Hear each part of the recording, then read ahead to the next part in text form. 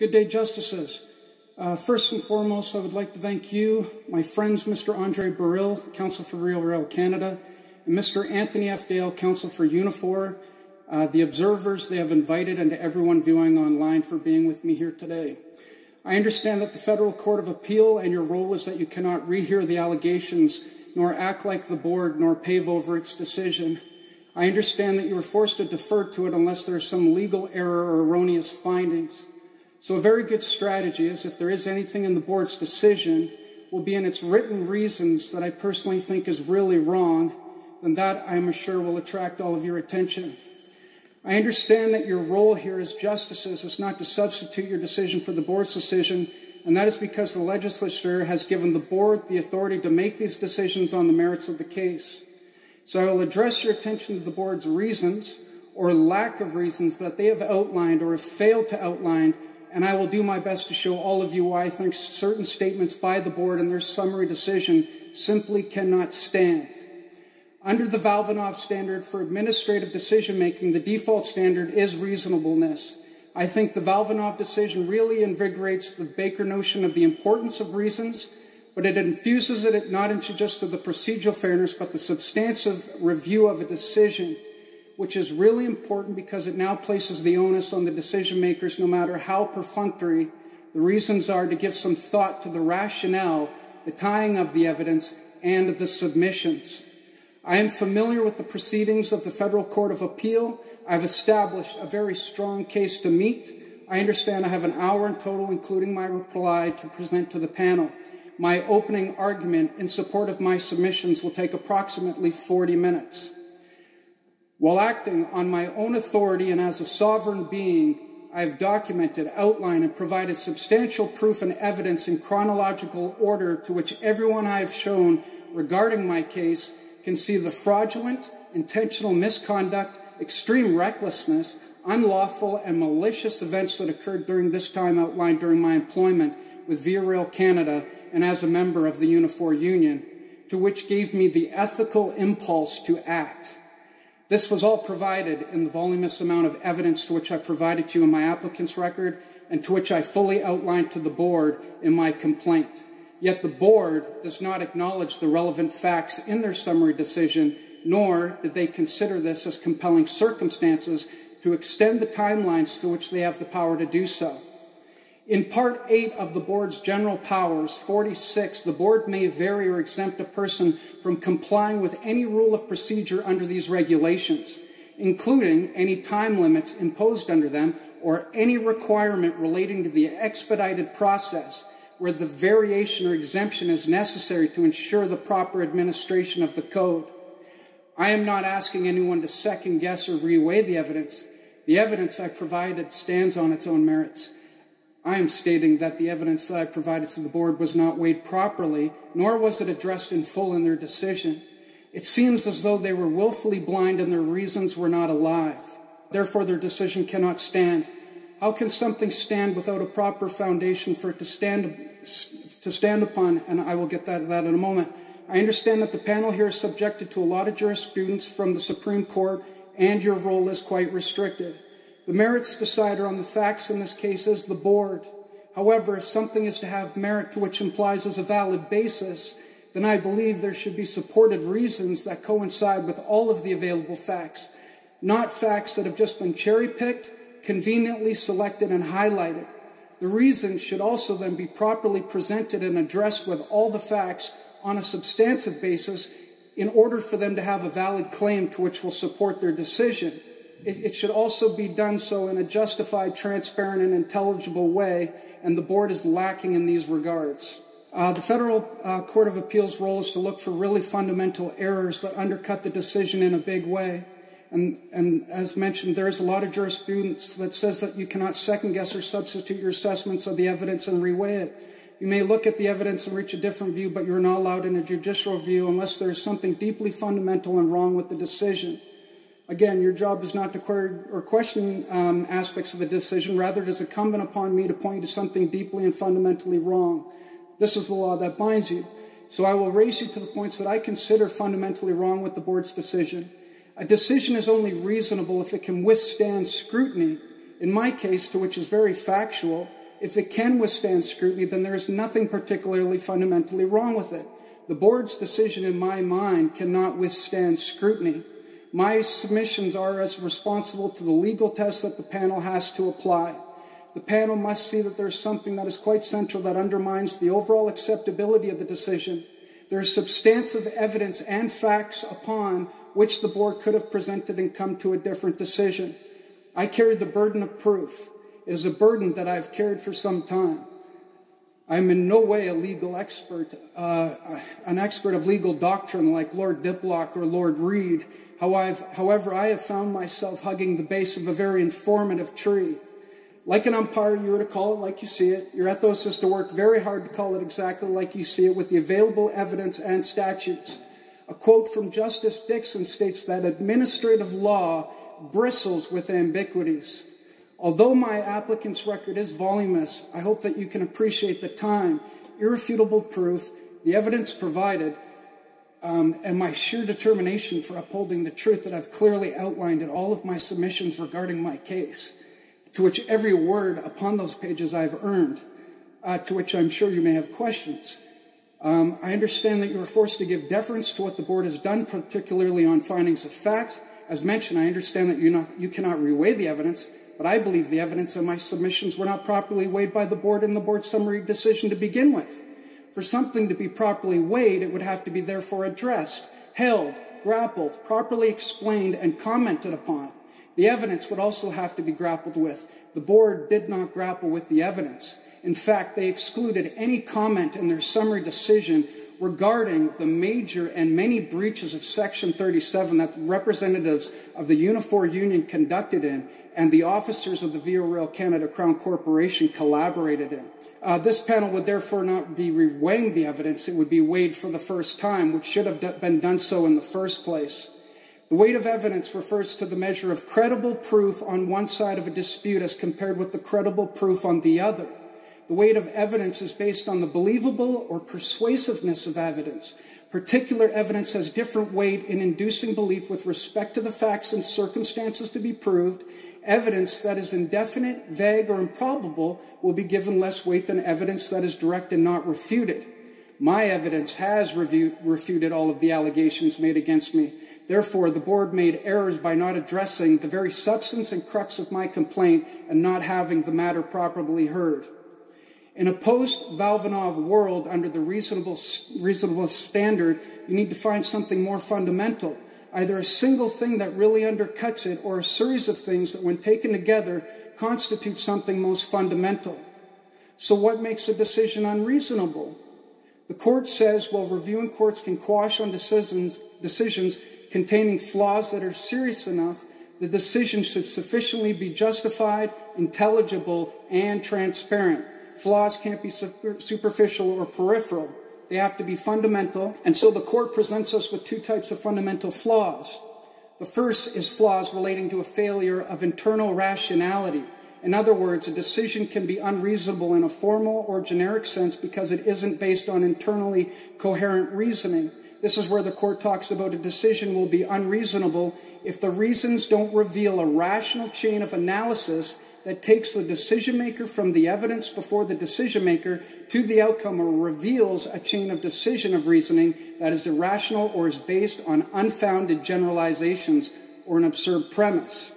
In the second category of fundamental flaws, the courts offer some guidance, and those are flaws relating to a failure to justify a decision in light of the factual and legal constraints that bear on it. So the legal and factual context of a decision are going to operate as constraint on the decision maker in the exercise of delegated powers, and the court sets out a list of these constraints, and I'll mention them but not discuss them fully. The first is the statutory scheme. Number two, principles of statutory interpretation in the evidence. The significant submissions of the parties must be consistent with the text, context, and purpose of the provision. Where the meaning of the provision is disputed, the decision maker must demonstrate that its reasons were alive to those essential elements.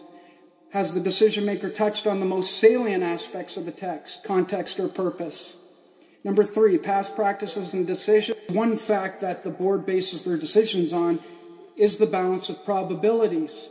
And in addition to the legislation, case law is used to provide further clarification of how one goes about satisfying that threshold of the balance of probabilities. In the 2012 case of NOM versus DPP, the Court of Appeal noted that the standard of proof must be responsive to the gravity of the facts and issue and the consequences of the ultimate decision. And also, in the 1930 case of Briginshaw versus Briginshaw, two very important considerations were established in order to assist the court and individuals in determining what surpasses or ultimately fails to reach the standard of proof, namely that a court or tribunal must be satisfied of the matters before it on the balance of probabilities to a comfortable degree based on very clear and cogent evidence. It is this notion that guides the courts on how to best apply this threshold. And on the holistic approach, it says it is imperative that sufficient evidence is provided to affirm the arguments made out to the court. The court must be satisfied on the balance of probabilities. One case is more plausible than the other, and that there's a foundation for the case which is backed up by the evidence before the court, just like you have seen in my applicant's record. Where there is a sufficient argument and sufficient foundation evidence, there is greater likelihood that the threshold will be met. The board also surprisingly does not define nor list any specific definitions in the code for what their actual definition is for extending timelines or considering cases they review under the term compelling and exceptional circumstances. I spoke with the Western Director, Mr. Trevor Craig, recently again, and he stated that it varies upon the situation and that the standard that the board uses for their determinations, unlike in a criminal case where it is beyond a reasonable doubt, the board's form, which is an administrative tribunal, is based on the balance of probabilities. So generally, the board determines what they're looking for in making decisions when there are disputes over fact.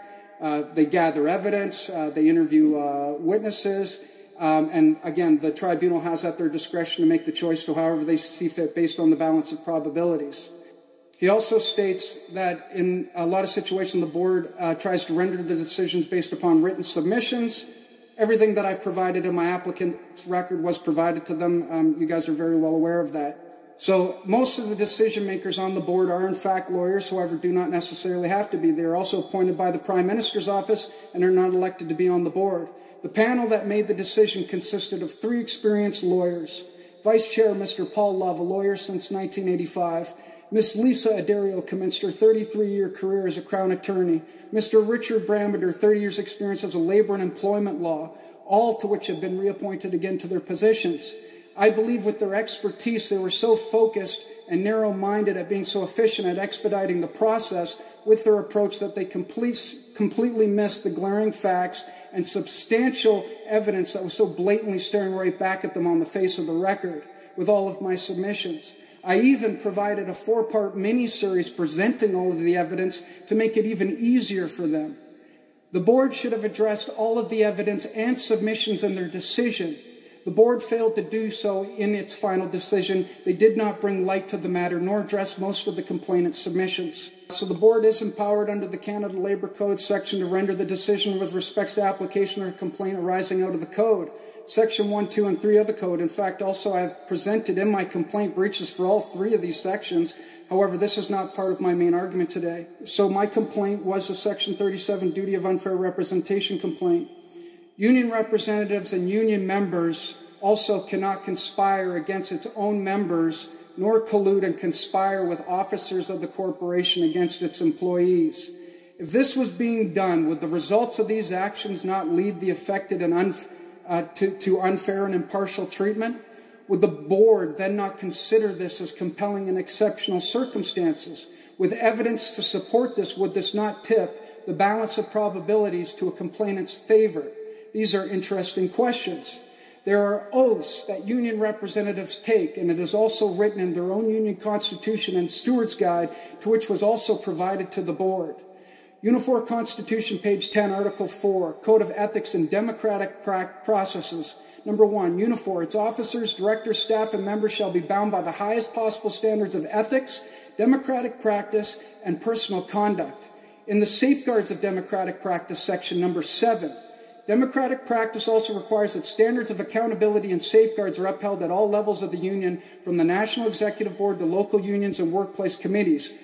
No corruption, discrimination, or anti-democratic behavior can be permitted. In the section F, meetings, number 1, each single unit, local union, and each unit of an amalgamated local union must hold a regular general meeting of its members at least once a month unless their respective bylaws provide for a general membership meeting at least once every 3 months. I have provided to the board witness statements and shown that there has not been union meetings in over 12 years. Could the union possibly have been trying to keep their members in the dark and in ignorance? Can the board make a factual determination as to when I should have known also about the grievance procedure, knowing now full well that there has been no union meetings in over 12 years? Back to my main point, Mr. Trevor Craig states that the disposition of a grievance at the end of the day is handled by an arbitrator. So what happens then if officers of a corporation and representatives of the union do conspire and collude against an employee and member and purposely lead that employee astray? What happens when they do not uphold the duties and responsibilities that they have sworn oaths to uphold, and to which is also clearly outlined in the corporation's Code of Ethics, Union Constitution and Steward's Guide, which was also provided to the board? In a Section 37 complaint, the powers of the board are essentially limited. Essentially, what they can do is they can waive timelines. The board took the timeline to highlight certain facts and completely disregarded the relevant facts, only to then finalize their decision based on a timeline they could have extended and exercised their power with the very clear and cogent evidence that was provided to them, as you have seen in my applicant's record. Essentially, the code is on a make-whole provision. There is no real punitive pieces to the awards. So if there was a breach of duty of fair representation and the board determined that, then how do you undo that breach? The board would direct the union to file the grievance and go through the proper process. In a lot of decisions, the board chews into the merits despite the timeliness. The board has the power to extend the timelines. In fact, on its complaint form, it asks as to what date did the complainant know.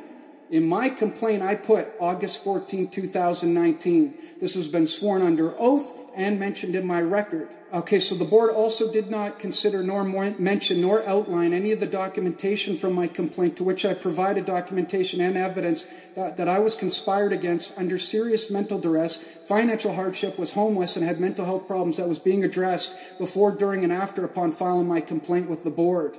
I provided a chronological and well-documented paper trail, and these affidavits were also provided in my applicant's record, again, all sworn under oath. The board also did not consider the human and medical factors in its decision for not extending the timelines. I will now point your attention to Exhibit SS, which was a letter to Service Canada dated December 24, 2018, Christmas Eve, requesting back pay for EI benefits, to which I will mention, and to which states on this document, good cause must be made for this application, to which I wrote, due to the stress that I was under and working on filing all of my evidence, I was not in a position to file for employment insurance. This is a very complicated situation. I have full video proof of my work situation. Also, I'm currently in the appeal process with my union. I know that's been addressed. I requested my claim to be backdated to June 8th, the day that I was terminated, to which Service Canada granted me back pay for my benefits. Thank God. So we need to ask the question, was the complainant under stress, financial hardship, and was his mental health affected by these circumstances? Chief Justice Dixon, reference RE Public Service Employee Relations Act, 1987, Supreme Court of Canada, which is one of the most fundamental aspects work is one of the most fundamental aspects in a person's life, providing the individual with the means of financial support and, as importantly, a contributory role in society. A person's employment is an essential component of his or her sense of identity, self-worth, and emotional well-being.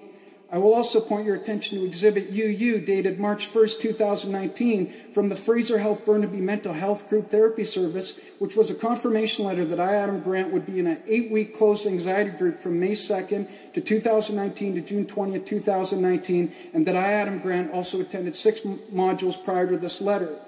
We need to ask the question, can the complainant prove that his mental health was affected by the loss of his employment, the mental, psychological warfare and duress that officers of the Via Rail Crown Corporation and the Unifor Union put him under unnecessarily?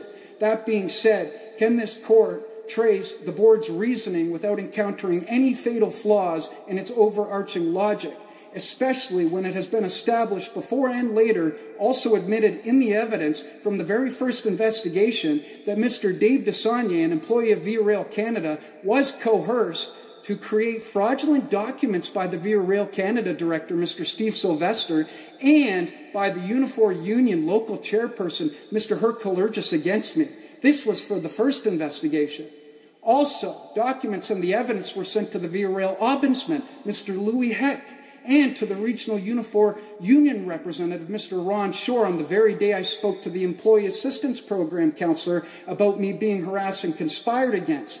On this day, I even reported evidence to one of my supervisors. Surprisingly, the very next day, they begin their next targeted attack for my second investigation. The evidence also shows 4 supervisors that had not heard any reports of my duties not being completed properly. In fact, they stated that I always have done a very great job and that they always hear good things about my work. Yet, I am then targeted with a poor work performance investigation, and this was the very day that I have all of that proof for this next investigation. This is all in my record. This case required full attention and thought. It also required that the decision be justified, transparent, and intelligible. Instead, the board turned their focus to timelines like my friends here in their record.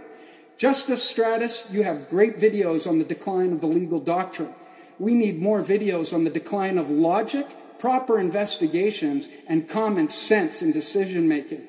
I actually believe my friends are here because they do deep down inside know that what was done to me from the union and corporation was malicious and reckless, and they actually do want to actually make this matter whole again. The board also turned their heads to superficial investigations and hearsay to draw their conclusions from. Investigations I've already proved were set up from the very beginning. The board did not even mention my board meeting with their Western director, Trevor Craig, who directed and assisted me in filing my complaint after an hour-and-a-half meeting in the boardroom presenting my case in Vancouver, BC. Instead, this tribunal makes a statement in their letter as a matter of fact, as the day I knew or have ought to have known, like the 3 of them were sitting right here in my head. They also highlighted from these superficial investigations, the employee did not take responsibility and made false statements, which is blatant lies from the corporation and union. Instead, that same statement should have been a reflection of what the corporation and union has done. My evidence has proven this. You'd think with 80-plus years experience of law between them, they would be able to see actual relevant facts. Instead, they turn a blind eye on the very facts of the matter, and their decision cannot stand. The board did not respect the principle of natural justice for the complainant to be properly heard and to have a hearing, and for the evidence and any witnesses to be properly handled and addressed. The right to reasons for a decision, such reasons must be detailed and adequate. Their decision was not robust or substantive. Decision-making must be made on facts and logic. The application of standard of legality and conduct in accordance with procedural fairness. The board did not consider that I was under extreme circumstances, that I was being targeted, harassed, bullied, and conspired against by the Via Rail Canada management and Unifor Union representatives. They did not list any of my witness statements or evidence proving same in their findings of fact. The board did not consider the stress, financial impacts, personal health, and mental duress of the circumstances outlined in my case before, during, and after that affected me regarding my case, to which I also provided supporting documentation. The board did not address nor consider that the union and corporation had breached Section 37 of the Code by conducting 3 superficial investigations into the events that led to my suspension and termination of employment. In turn, this also deceived the decision makers in not making a proper decision. The board did not list any of the major safety concerns that I addressed and clearly outlined in my submissions to them, also in chronological order, to which the Crown Corporation, Via Rail Canada, was not addressing, to which I also used to corroborate the events outlining my case. The board's summary decision completely lacks any merit and reasonableness based on the submissions and actual facts. They have acted arbitrarily and not exercising their power properly. My rights have been violated by the Via Rail Crown Corporation and the Unifor Union. I have found nothing in the code that describes any situation where agents and officers of a federal Crown Corporation and union representatives conspiring and colluding with one another against its own employees and union members, then in turn using their documentary evidence as so-called truth to then deceive others, including the tribunal and now this court. I have found that it simply is not listed in the literature, except maybe referring to the great conspiracy case of 1964 in Charles Ridge versus Baldwin, AC 40, concerning corruption in the Brighton police force that really extended from the top of the bottom of the force, or in the brief definitions of Section 34 of duty of employer representative or Section 37 of duty of fair representation. The board based their findings of fact as if the officers of the Via Rail Canada Crown Corporation and Unifor union representatives were acting truthful and honest, and this simply has not been the case from the very beginning. The definition of collusion is illegal cooperation or conspiracy, especially in order to cheat or deceive others. The Unifor union representatives and officers of the Via Rail Crown Corporation know this game very well. They have been playing it for years and are using their positions to mislead, deceive, and insult our intelligence. They have created a veil of deception. This case requires great wisdom. How can you have a union that sets up and colludes with a corporation against its own members and employees with superficial investigations, and then tries and says that they did their job by getting the demerit points that the member received reduced from those superficial investigations? This is a smoke and mirror show, ladies and gentlemen. This is how they have tried to present their story and completely disregard me from the very beginning. On this matter, also the board made errors by using this information provided from these representatives and officers as fact to determine their decision, which was superficial to begin with. I previously mentioned that. This cannot stand. To which it is very clear that the balance of probabilities on the evidence I provided is in my favor, to which the board chose to not explain in their rationale and reasons. Instead, in their summary decision, the board states in their closing remarks, while the board does have the discretion pursuant to Section 16M.1 of the Code to extend the time limit for filing a complaint in compelling circumstances, no facts have been presented here to allow the board to exercise its discretion to extend that time limit. The board notes that the complainant made serious allegations against the local chair regarding fraud and collusion with management. These are not new allegations, but ones that he has made for some time. This is not a compelling circumstance for the board to exercise its discretion to extend the time limit for filing his complaint. In Robert Hammond versus Unifor 2020, CIRB 920, the board accepted after 3 years evidence and a complaint dated April 23, 2018 from events dating back to March 8, 2015, same time frame almost as mine, from the initial evidence, and the board ruled in the complainant's favor. I could file more evidence and more compelling circumstances for myself, to which can also be from current employees of Via Rail Canada and members of Unifor who will support this. They have been in contact with me and given me more reports and documentation. A previous supervisor I also recently met in Vancouver who stated that the director, Mr. Steve Sylvester, is evil, and therefore that is why he chose to leave the company. He also can disclose more information as to the event of what actually happened and to what they did to me. In fact, I remember Mr. Steve Sylvester's words very well while employed at Via Rail Canada. And I quote, "Adam, we are going to break you." Other Via Rail Canada employees and Unifor union members have also been in contact with me, disclosing and sending to me more documents and details. I will never forget the former employees who have invited me to their houses, presenting their evidence to me and crying their eyes out for the treatment they received. Even in a recent human rights complaint regarding Chris Ernst versus Unifor, I see some of the same names appearing from the Unifor union, like in my case, siding with the company, not representing the member properly, and lying through their teeth. Luckily, they also ruled in the complainant's, Mr. Chris Ernst's, favor. Via Rail Canada and Unifor are running a racket. They are in bed together. I've been stonewalled by them from every level regarding my case, as you have seen in my applicant's record. At no point did the board describe any of the evidence properly that was provided to them. The board did not consider nor state in their summary decision any of the relevant facts regarding the evidence provided, to which proves the union acted in an arbitrarily discriminatory and bad faith manner. I have also clearly demonstrated fraud, and that demonstrates unreasonableness given the evidence. Therefore, the board's decision is unreasonable.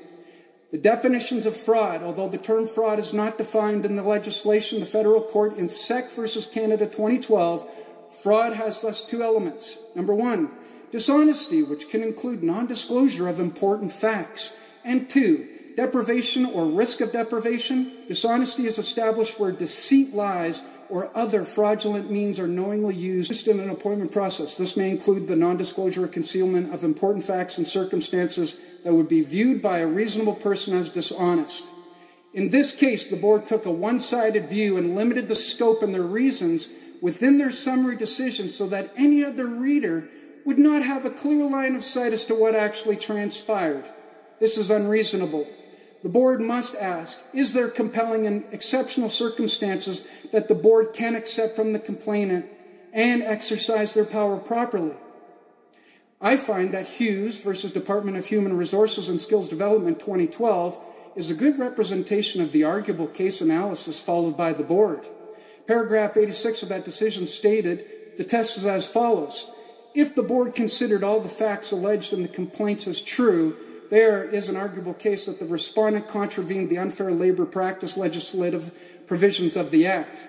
Para 105 of Hughes also provide the following caution. I agree with Quadrina versus Canada Revenue Agency Act and Hillier 2008 that when conducting the required assessment, I must be cognizant that if I have any doubt about what the facts assumed to be true reveal, then I must err on the side of finding that there is an arguable case for the required link that the respondent contravened the Act, and I must preserve the complainant's opportunity to have his complaints heard in a proceeding.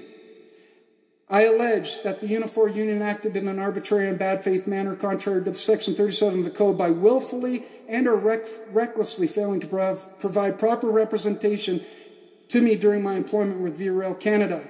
I submit that the union and corporation was taking actions and making decisions without proper concern for my legitimate interests. I submit that the union and the corporation, through their actions before, during, and after my employment with regards to the fraudulent investigations and up to my termination were wrongful and capricious and taken with hostility towards me without my knowledge. They pursued a course of action calculated to cause me harm, and that the union provided only the mere appearance of representation. I further argue that the union deliberately and maliciously colluded and conspired with the employer, which is contrary to their duty under Section 37 of the Code. I truly believe the board did not consider, review, nor list any of the relevant facts, irrefutable proof, and evidence that I provided to them in my submission in regards to determining their final decision with my Section 37 duty of unfair representation complaint. They also did not list or comment on the fraudulent activities that the corporation, Via Rail Canada, and the Unifor union had done during my employment, nor did they consider the actual working environment, to which for now we will still describe as hostile and toxic. The board had a duty to consider all the evidence, and their reasons were not sufficiently clear, precise, intelligible to enable the complainant, or to anyone else for that matter, to fully understand the complaint in its entirety. This is not a proper basis to rely upon of the tribunal's decision. I personally believe in the board's summary decisions there are voids on intelligence where wisdom should have taken its place. Instead, they clearly demonstrated only an exhibition in their decision where they could have used their power and authority to address the complaint in its fullest capacity. Responsibility is a symbiotic twin of power. Neither power nor responsibility can be effective without the other. The judicial is in essence working together with two other tectonic plates. I ask you, do you feel the grounds of this matter moving? Thank you, and I will use the remaining time for my closing argument.